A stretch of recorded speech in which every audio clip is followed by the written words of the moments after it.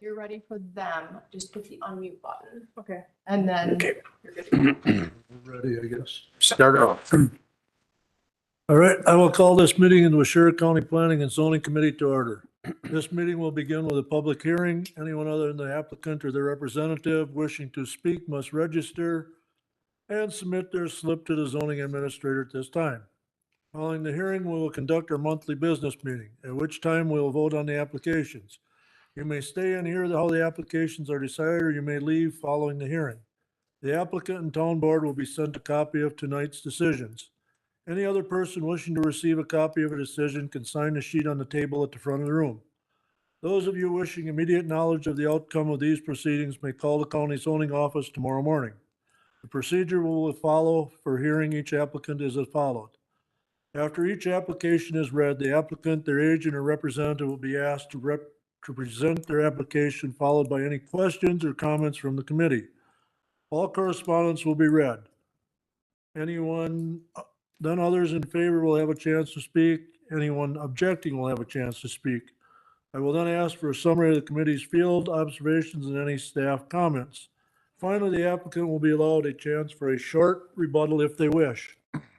Anyone wishing to speak should use the microphone, state their name, and direct their comments to the committee. I ask all testimony be kept brief, no more than 5 minutes and to the point. If you are testifying as a nearby landowner, tell us where your property is located relative to the subject property. Tonight's hearing will be recorded, and the recording will become part of the record. Comments that are based on hearsay or secondhand information, as well as slanderous or prejudicial remarks, will be ruled out of order. The committee has looked at or been presented with pictures of the property, and the record will reflect these observations. Any person affected by an administrative decision of this committee has 10 days from the filing of tonight's decision to make an appeal to the circuit court. The county assumes no liability and makes no warranty as to the legality of any construction commenced prior to the expiration of this 10-day period. I will now introduce the committee. To my immediate left is Bart Peterson. Down the ways is John Van Amgren. In the back, Pat King. And in the other corner, Dave Bossert. My name is Robert Wadle. I am the committee chair. Todd Waller is immediately to my right, and Becky Hubach is the acting secretary. Together here. Right, I will call this meeting to order. And our first, we're going to jump around a little bit. First one we're going to listen to is tabled from February due to lack of our part technology, whatever. Douglas Brisky, Kaukauna, Wisconsin, has made an application for conditional use in accordance with sections 58-231, paragraph 17, and 58-454, paragraph 27 of the Washera County zoning code to store a 2021 Gulfstream 28-foot travel trailer in the general ag zone.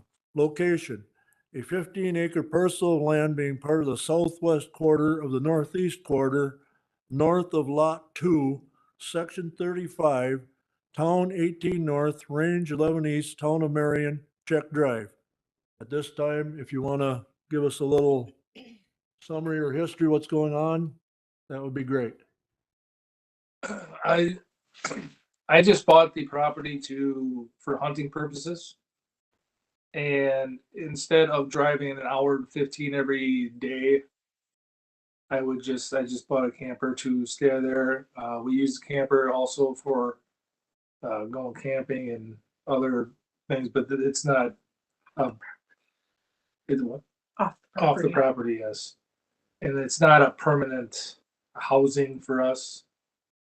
It's more of a recreational land or just to stay there. Okay. We've got a few questions. The committee may have some, and then you can respond as best you can. Has there been a recent survey of the property? I think when we bought the land Yeah, there was a survey done probably when we bought the land. in 2019. And then you know where the property boundaries are and, Yep. okay. Have you discussed this with any of the adjoining neighbors? Monty to the west of us, I believe, put a vote in that he's fine with it. There was I've never talked to the guy across the street, but it's the same situation as us. And then the one to immediate east just bought that house and property summer. Have you discussed this with the town of, Marion? Right? Town of Marion? No, You have not. Okay. A lot of times people will go and get their approval or rejection, then you don't have to go the next steps, but, that can be taken care of. Does the committee have any questions? I noticed there by the pictures that you have a porta potty, yes, and that's what you use totally for bathroom use, correct? correct. Thanks. Okay, I guess we don't have anything else. Is there anything else at this time you'd like to add or take away? No, All right, I know. okay. We have no one here who made any application to speak in favor or against. Staff comments. Okay. Everyone should have a copy of the report before you. Once again, Mr. and Mrs. Brisky, I apologize for the last couple months. I know we had inclement weather one time, and I know we had some technical issues on our side, another one, but I apologize. In addition to the staff report, there should be some photos that I took when I went out to the property. I'm just going to summarize our report as the applicant, Doug Brisky, owner of the property, is requesting a conditional use to store a 2021 Gulfstream 28-foot travel trailer in an AG, general agricultural zone, on a shoreland property in the town of Marion. Property in question is a 15-acre vacant parcel of land located along the north side of Check Road at a bend of Suckers Creek in the southern half of the town of Marion. Property is, really don't have any records on it. It's been vacant, undeveloped. We did visit the property, as I said, back on January 18th, took several photos of the trailer and existing conditions. While the trailer meets county road setbacks and shoreland setbacks, in our opinion, the trailer is still quite visible from Check Road. Per county code, the travel trailer is to be appropriately screened from adjacent properties and adjacent roadways. It's in our opinion that some additional landscaping be installed maybe between the existing pines to act as a fill-in so as to effectively screen said trailer from nearby town road. Also noted that the applicant is using a porta potty, which is acceptable. However, the placement of the structure is just behind the front row of trees right at the 63-foot roadway setback, which is also visible from the roadway. We'd also recommend that the porta potty be situated further back to the north of the trailer or north and east of the trailer, and maybe situated such that it's behind a cluster of existing trees that's out there. Staff has reviewed this request and believes the storage of a travel trailer at this location is consistent with other similar requests. Our only concern, though, is that the trailer be screened from view and that the porta potty be, moved back into a location that's a little bit screened a little bit more effectively. Staff is recommending approval of the conditional use as listed in your report. I would like to just point out condition number 3. We're asking that by June 1st, 2023, the applicant install additional landscaping along Check Road so as to adequately screen the trailer from view. In addition, we're asking that the applicant relocate the porta potty further north, internal to the property, behind a cluster of existing trees. You folks have anything else to add at this time? No. Nope, I think that's doable. Yep. All right. Okay. You're welcome to stay and listen to the rest of our stuff, but it might be quite lengthy. You can call in the morning or they can call you with the outcome of it. Or they could stay on. Or you can stay on Yep. and listen, but it might get kind of boring for you, but that's. It's Unless All right. unless you've got dinner on the table or something that's more important, which we understand. And once again, I apologize for the technical difficulties we've been having the last couple times, but we thought rather than to approve, deny, or whatever, we just table it till tonight, that you could be here one-on-one and give us any comments or whatever. I appreciate that. Thank you. All right. Thank you, folks. Thanks. All right. At this time, we will go on to the rest of the, You can either do the zone change on that. You just read the notices for the record. If you, okay. whichever one you want to do, we can do. Next one is a zone change for the town of Mount Morris. Daniel Nowak has made application for a map amendment in accordance with sections 58-131 through 138 and 58-452, paragraph A, subparagraph 1 of the Washera County zoning code to rezone all properties in the township of Mount Morris currently zoned as AG5 General Ag 5-acre minimum to AG4 General Ag 4-acre minimum, reflecting the recommendations of the town of Mount Morris adopted and amended land use plan. Preliminary maps are available for viewing at the Washera County Courthouse during normal courthouse hours and are available online at www.county.washera.wisconsin.us. Okay. Okay.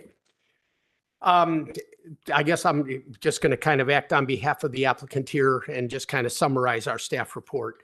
The applicant, Daniel Nowak, chairman of the town of Morris, has made an application with us to rezone, excuse me, to rezone all those properties in the town of Mount Morris that are currently zoned AG5. They're asking those to be rezoned to AG4, reflecting the recommendations of the town of Mount Morris in their recently adopted and amended land use plan. I've provided in your packets copies of their minutes from the land use committee, as well as the town board meetings and their proceedings, as well as an ordinance. It's number 8-2022, whereby they're, formally recommending at a town level that the change be made. One thing that I also had Stephanie, our GIS supervisor, put together are maps for you, essentially showing the new layer. If you look right now, the existing is AG5, and then obviously it would just be changed to AG4. Not a big deal from our perspective. This comes in light of the fact that they had to go through all of this process because if you recall, all the towns had to adopt land use plans and comprehensive planning that was consistent with the state statute regarding the smart growth legislation. They've gone through all the proceedings. The one question that I had with Dan and their board is that, are you sure that going from a 5 to a 4-acre minimum, is that going to change the rural characteristics? In my mind, I don't believe it will, because that was one of the outcomes of their comprehensive plan, going to larger lots so as to maintain the rural character. In our opinion, going from 5 acres to 4 acres, pretty nominal change. It's still going to be considerably larger parcels.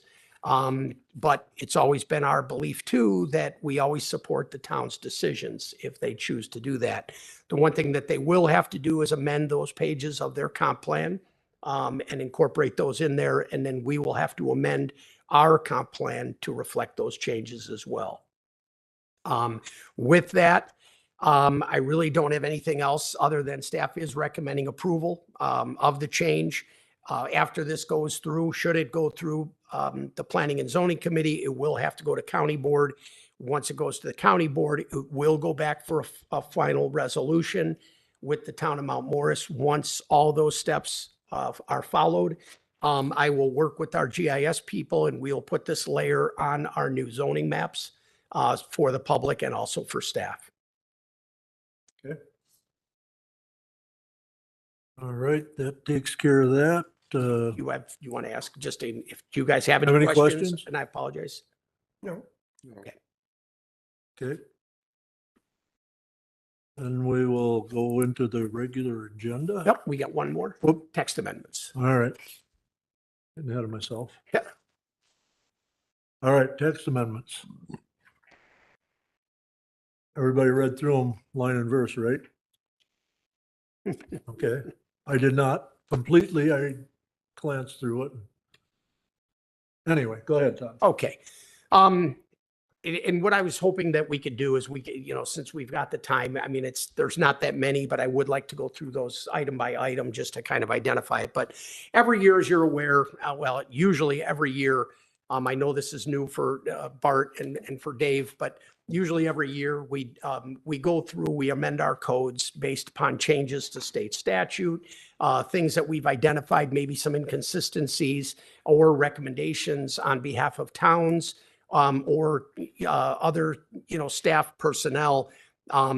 We go back and we do a yearly kind of fix to our codes just to get them consistent. This year, we did identify several inconsistencies in our codes. There were also some recommendations that came out of maintenance. And then there were also some state statute revisions that required us to make some changes. I did receive numerous calls from several of our towns regarding these changes. Most of the towns, with the exception of Poisippi, has made a recommendation to be excluded from one of the revisions in here, and I'll get to that later. But these have been reviewed by staff, all the department heads, corporation council, and all the towns. Once again, we distribute those. It's also gone copies to DNR. And also, just because of some changes, the Environmental Protection Agency has also had a chance to weigh in on these. If I could, I'm just going to go through the changes. First change that we're proposing is to Section 8 of our code, which is the buildings and building regulations. The first thing, we're revising the primitive rural hunting cabin definition as stated in our codes. And the reason for that is we've been challenged in court that our original code was overreaching. My predecessor put some provisions in the code, as you could see, those that are scratched out, that a parcel has to be greater than 40 acres. It can't contain any electricity or plumbing. Per the state statutes, and that's 101.6. Those provisions are not provided in the state statute. And per my discussions with Ruth, it was, let's revise our code to now be consistent with our statute. So essentially, I've taken out the overreaching elements, and what you see underlined is so that our code is reflective, identical to that of state statute 101.6. Essentially has to be principally for recreational hunting activity.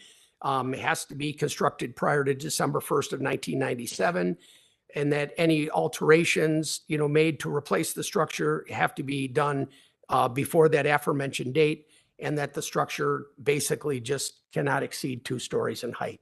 So that the code is quite ambiguous, but our code now is going to reflect that exact same statute. The other one too that we revised, due the kind of the tipping point in terms of when a land use code or building or a land use permit or building permit is required was based upon both the market value and or the square footage. Those figures that were in there probably reflect, dollar amounts from a days gone by. So we increased the dollar amount from $1,000 to $2,000. And then also the square footage from 100 square foot to 150 square foot. It was our belief that 100 square foot structure, and I'll just use a 10 by 10 shed that you can get at Home Depot. Those things typically come on a flatbed. They drop them off at your property. And it was our belief that even if it was too close to a property line, a small structure like that can very easily be moved, to be reflective of our codes. So that's why we're going to increase that. So now if somebody comes in with a 10 by 10 shed, they don't even need a land use permit for it. The second change, or I should say another change, is that to chapter 18. This is basically a amendment to Lake Poygan, the base flood elevation for Lake Poygan.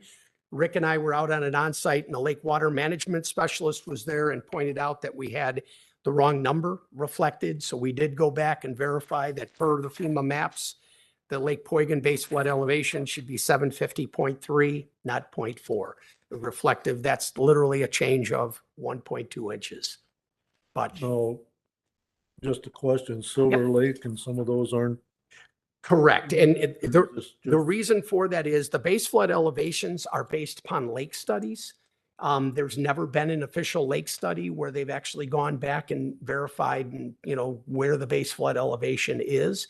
They do have an ordinary high. That's one of the only lakes in the state that has an actual ordinary high that is registered with the state and listed in the statutes. But they do not have an established base flood elevation. The base flood elevations that you see on the maps are, and that for certain lakes that don't have studies, those are based upon estimates that the FEMA people did years ago based upon LIDAR information and, preliminary flood studies just done on a computer modeling system. So they get pretty expensive when you go in and actually do a lake study, because you're studying all the water upstream and all the water downstream, and quite a bit of information that has to go into that. The next change has to do with chapter 40, our streets, sidewalks, and other public spaces. The change there, it's actually, you're going to have to turn a few pages. It's number 11. It's on page 6 of your handout. We're just changing that when do we name a street? It's after the 5th property versus the 3rd property. We've talked to the sheriff's office, myself and Kyle. We've been getting a lot of complaints that people are having to change their checkbooks and information and things like that when they're on a small little dead end street where there's three streets or 3 homes on that private road. We just felt that going to 5 would more or less constitute now kind of what a drive is or a road is. So not really a big change for us. It's just for when we get into naming the roadways and then into the fire number system. So it's not going to change anything. They're 911. They'll still have addresses and points on a map, but next has to do with chapter 42, which is subdivisions. There we're just redefining lots so that this lot, and you'll see it here in a second when we get into the subdivision code, just making sure that our definitions are consistent from one to the other. The big change here is that we want to make sure that when we're defining a lot and we look at CSMs, which are certified survey maps, land divisions have to occur, and that only when they abut public streets, not private roadways, or any other means providing access to the lot. That way we're consistent with state statute and also consistent with subdivision code and state code. The other thing that I've got on here is the and/or accessory structures.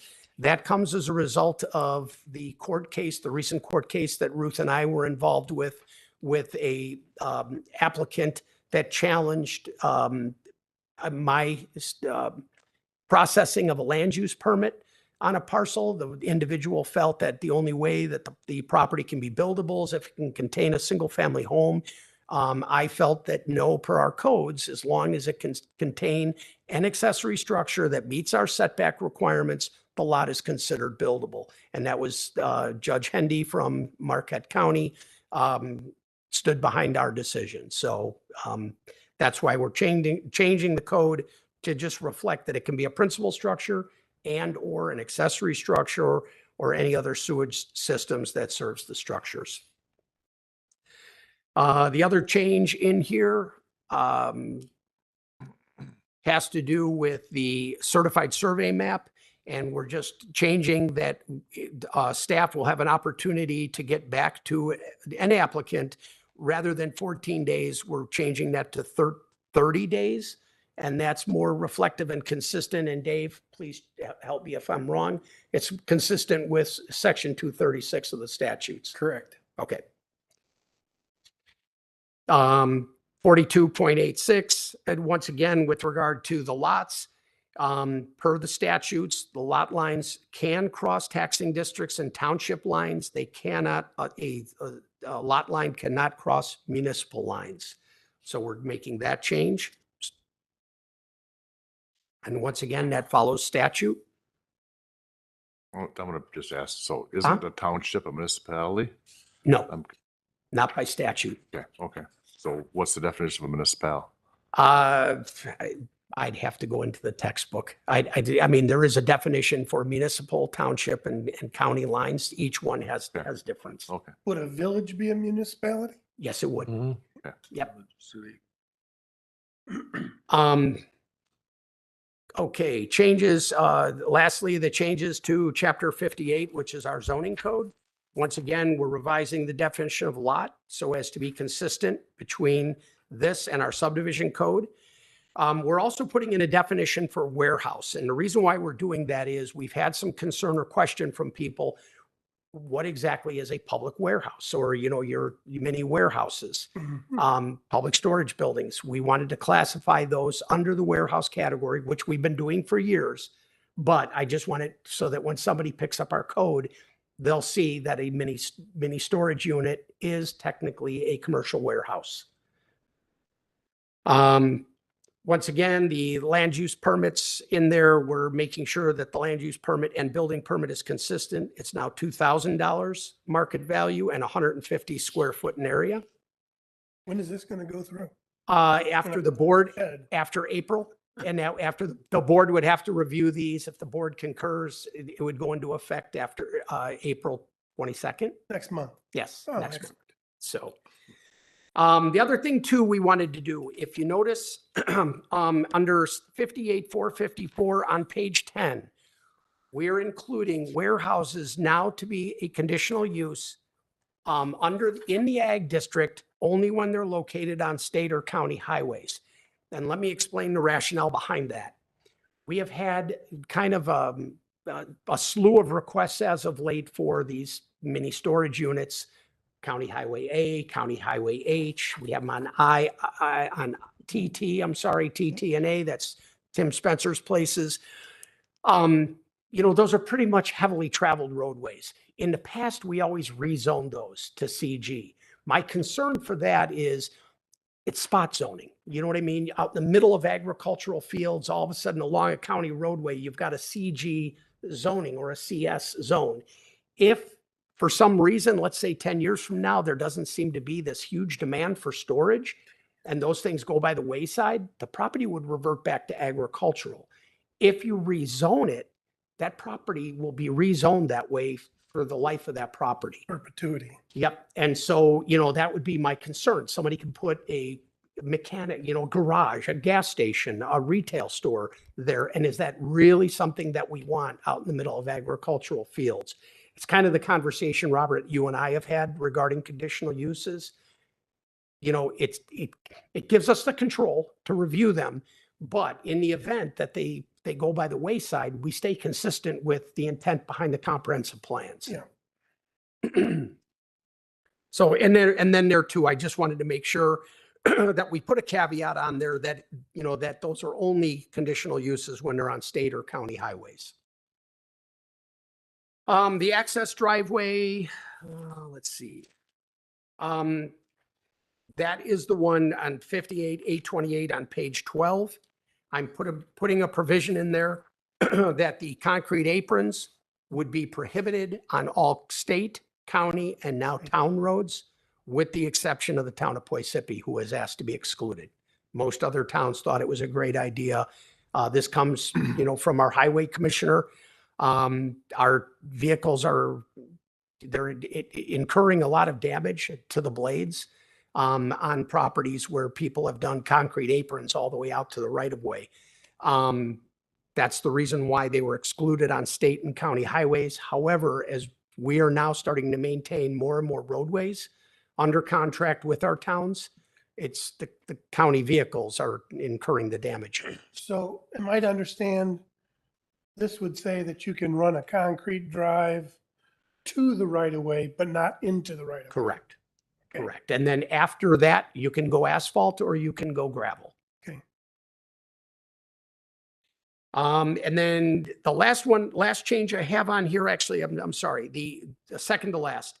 58903, when the property rights bill came out in 2019, I had inadvertently removed it because the property rights bill of 2019 had to do with minimum lot sizes for non-conforming lots. It said that there is no minimum lot size for a non-conforming lot. If it's non-conforming, it's non-conforming. I inadvertently had removed the average, or I should say our minimum lot size for parcels. This was pointed out to us during our recent court case that we had. Ruth and I, also the DNR chimed in and said, no, it's got to be put back in. So essentially, and I apologize, it was my error. Just putting in basically the language that was in there prior to 2019, sorry. And that's basically just giving minimum lot sizes and roadway, or excuse me, lot widths for lots that are on public sanitary sewer and non-public sanitary sewer. Why is it going to, I'm sorry? it was 65 and now it's 75? Correct, because that is our minimum lot size in that for RS10 properties. And then our RS20 is 100. But RS20 are typically lots that are unsewered, but for sewered properties, such as those that you have in areas like on Silver Lake, the minimum lot width is 75 feet. The other change, and I apologize, had two more changes. On boathouses, I'm just crossing out or deleting no transparent doors, windows, or openings are permitted on the water side of the boathouse. That kind of contradicts what a boathouse is all about. Typically you want your doorway right there by the water. We've been allowing it for years. However, it was pointed out that why do we have this in our codes when we're not even acting upon it? So it's basically just stating now that all of our doors, they can't be clear solid doors or clear doors or sliding glass doors. They have to be like a garage door with windows or a standard door with, a window on 1/3 of it. But anything near, or I should say facing the water, once again, we're going to allow openings there. It's just that they just can't have, transparent doors and windows. Does that make sense?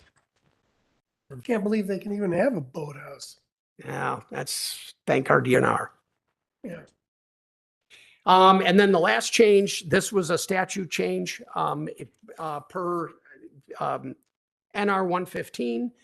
It's just, I'm changing the view corridor language to reflect what the statute is. And essentially, it's just your view corridor cannot be less than 10 feet or it can go up to 35% up to a maximum of 200 feet.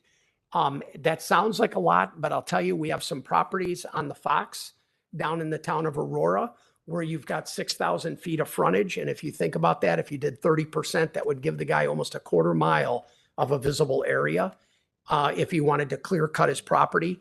And the statute has now been changed that you can have no more than 200 feet, even on a large parcel like that. So that's the reason why there's now a maximum width on the view corridor.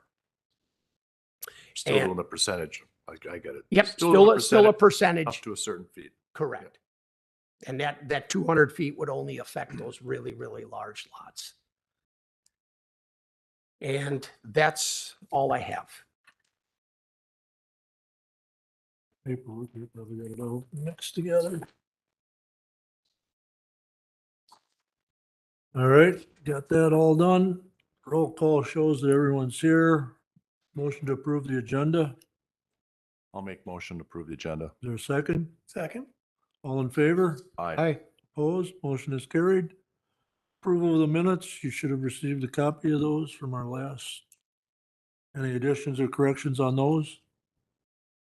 Move to approve. Is there a second? Second. All in favor? Aye. Aye. Opposed? Motion is carried.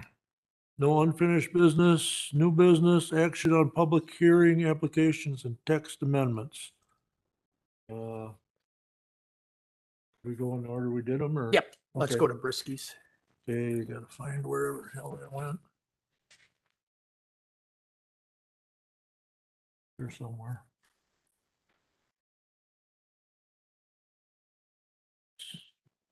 There we go. All right, you've heard their comments on that. What are your wishes, gentlemen?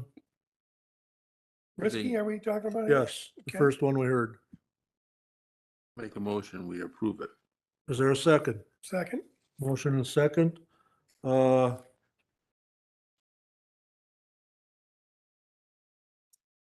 Conditions. Somebody want to read those? Requested application, if approved, will be consistent with the spirit and intent of the zoning code and will not be contrary to the public interest because after reviewing the application and considering all related testimony, the application, if approved with conditions, will not harm the public or neighboring land uses. Visibility is good at the driveway location and traffic is slowed here and there are no public safety issues. The proposal matches the lot and available area. Okay, what else we got? Possible approval conditions. Approval conditions. Okay, possible approval conditions. Therefore, request the applicant, if approved, the following conditions shall apply. The development must be in substantial compliance with the plan and the testimony provided at the public hearing. All other required setbacks and all other codes must be complied with. By June 1st, 2023, the applicant shall install additional landscaping along Check Road as to adequately screen the trailer from view. In addition, the applicant shall relocate the porta potty further north internal to the lot behind a cluster of existing trees. 4, adequate parking must be provided. 5, the driveway shall meet all required codes, including fire and access code requirements to provide for access by emergency vehicles. In addition, the driveway shall provide good visibility and turnaround area to prevent backing onto the road. 6, the applicant will allow agents of Ashura County access to the property to ensure compliance with all applicable regulations. 7, the trailer must be kept licensed and roadworthy at all times. No additions, attachments, or permanent foundations are allowed. 8, the trailer must be located at least 100 feet from all lot lines. 9, the trailer shall be located so that it is not visible from neighboring properties or the public road. 10, the trailer must be served by adequate sanitary facilities separate from those provided in the trailer. 11, the zoning office shall annually inspect the trailer to ensure compliance with these conditions.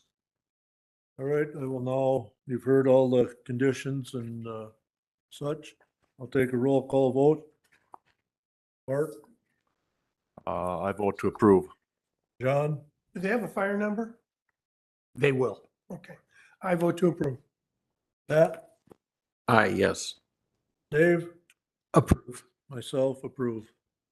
It is approved. Okay, the next one will be the town of Mount Morris. What are your wishes on that? I'll make a motion to approve. Motion by Bart to approve. Is there a second? Second. Second by Dave. Who wants to read the conditions? Possible approval, is that where we start? Yep. The requested application, if approved, will be consistent with the spirit and intent of the zoning code and will not be contrary to public interest because as delete is needed. After reviewing the application and considering all related testimony, the application, if approved with conditions, will not harm public or neighboring land uses. The testimony in opposition, There was none. Yep. okay, the proposed amendment will ensure better enforcement of the county codes and protection of the resources of Waushara County. The applicant is in accordance with the purpose and intent of the codes. On to possible approvals, No conditions. conditions. Therefore, the requested application, if approved, following conditions shall apply. The proposed text amendment shall be reflected in the draft number 4 dated 2/21/23. The application was, Where are you? Which one are The you wrong on? one. You know what? You're on the the- text amendments, I believe. I am, isn't that what we were? No. We're on Town of Mount Mount Morris. Morris. I know, I was doing the same thing. I was And like, then wait a minute. Where'd John stray? Okay, I get the extra. Hold on. Yeah.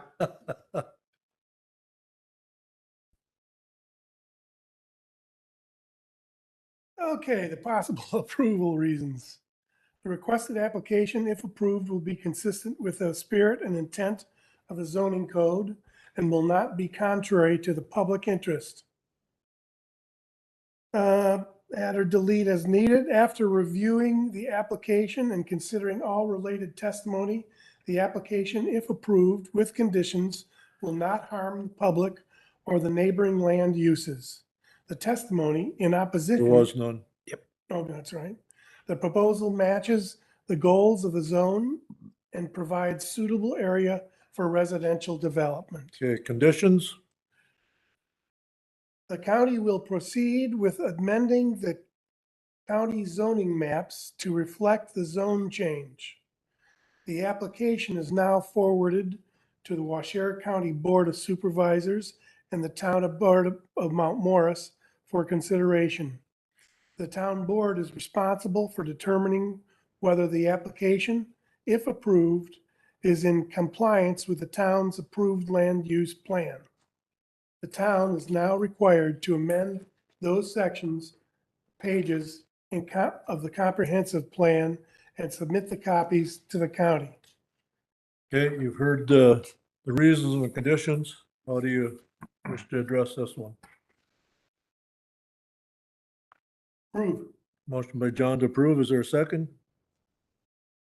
We did make. We did that. already. Okay, I'm gonna take a roll call vote. Never mind. I vote, Dave? Starting the back first. Approve. Pat, Yes, approved. John, Approve. Bart, approve. myself approve. Finally, text amendments. What are your wishes? Motion to approve. Motion by Dave. Is there a second? Second. Second by Pat. All right, reasons for approval. Somebody want to read those? John, do you want to read them again? I just- You're halfway through them. Oh, no, I'm good. The requested application, if approved, will be consistent with the spirit and intent of the zoning code and will not be contrary to the public interest because after reviewing the application and considering all related testimony, the application, if approved with conditions, will not harm the public or neighboring land uses. The proposed amendments will ensure better enforcement of the county codes and protection of the resources of Waushara County, and the application is in accordance with the purpose and intent of the codes. Conditions? Therefore, the requested application, if approved, the following conditions shall apply. The proposed text amendments shall be reflected in the draft number 4 dated 2/21/23.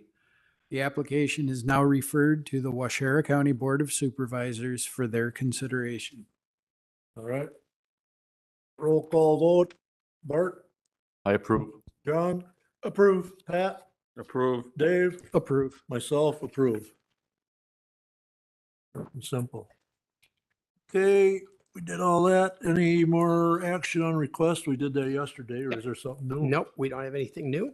Any possible requests for minor changes? Nope. Next month's public hearing application? We have 3 conditional uses. Three I believe. conditional. Yeah. Okay. And Board of Adjustments, we'll have a couple too, so you guys will have to fight over who goes first. We go first. They can wait. I don't care. Don't matter to me. Just so we know Wednesday. So if we gotta be here right at 6 or if we can drag in a little later. All right, you did the reports yesterday. Motion to adjourn. So moved. That, I think I heard first, so we are adjourned. Thank you, So- gentlemen. Somewhere, I've been told this, different people, adjournment is a preferred motion. You don't need a second. Has anybody else heard that? I've heard that. Yes. Okay, so from now on, we'll just, It's done. it's done.